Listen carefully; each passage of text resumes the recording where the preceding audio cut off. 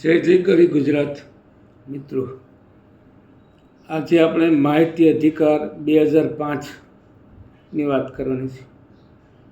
આ અનુસંધાનમાં દરેક જાહેર સત્તા મંડળો છે, જાહેર વહીવટી કચેરીઓ છે, એની પાસેથી ચોક્કસ અવધિમાં આપણે માહિતી મેળવી શકીએ છીએ.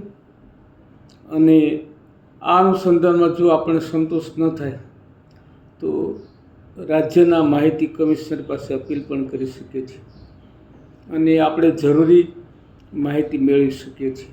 મિત્રો, માહિતી અધિકાર એ વહીવટની અંદર જે કોઈ ક્ષતિ હોય અથવા એનો સુધારો માગતો હોય એ અનુસંધાનમાં આપણે માહિતી મેળવી અને એની રચનાત્મક સુધારાત્મક વાત આપણે ધ્યાન પર લાવીએ, આ હેતુ હોય છે.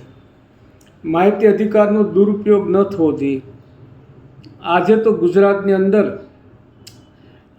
માનની રનેશભાઈ પંડ્યા તેમજ પંક્તિબેન જોગ આ NGO મારફતે જે ગણતર છે એને માહિતી અધિકારનું સારામાં સારું કામ કર્યું છે. ગ્રામ સભાઓથી માંડી અને સામાન્ય RTI કાર્યકરને એમને શિક્ષિત કર્યા છે, પ્રશિક્ષિત કર્યા છે અને ગુજરાતના વહીવટની અંદર જે કાંઈ સુધારાત્મક વસ્તુ હોય એનો અમલ થાય એના માટે માહિતી માગે છે અને માહિતી અનુસંધાનમાં એક કાર્યવાહી થાય છે.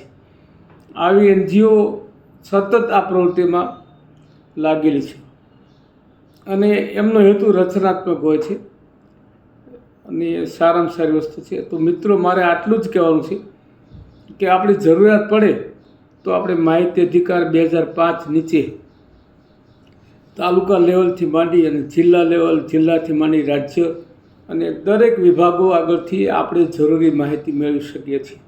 અને આ માહિતી અધિકારનો સરસ કાયદો છે અને રચનાત્મક વલણ છે. જય જય ગરી ગુજરાત.